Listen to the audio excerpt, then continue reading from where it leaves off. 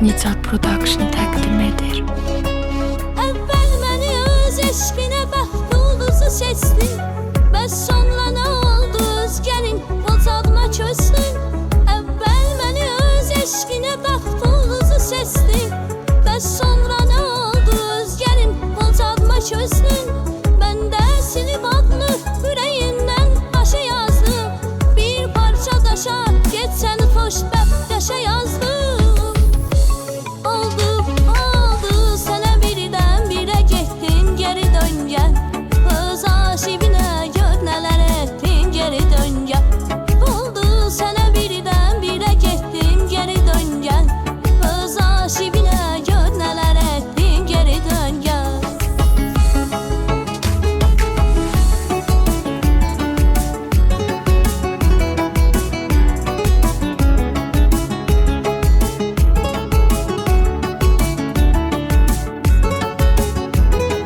Nicat Production təqdim edir. Bəs ad günüm idi, o da bu məclisə gəldi.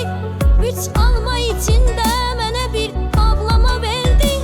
Bəs ad günüm idi, o da bu məclisə gəldi. 3 alma içində mənə bir ablama verdi. Birdən yoxa çıxdı, yenə kəsməzdi ağılımız. 3 alma daymış, yenə bitdi bu nağılımız.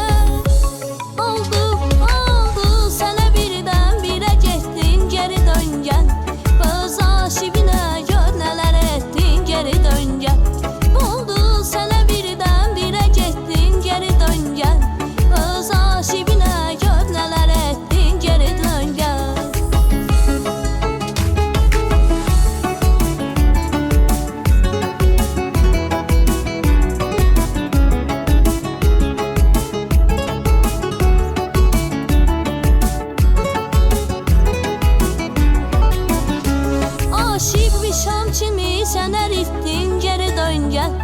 Hərdən deyirəm, bər şey eşitdin, geri dön gəl. Aşıq bir şam kimi sən əritdin, geri dön gəl. Hərdən deyirəm, bər şey eşitdin, geri dön gəl.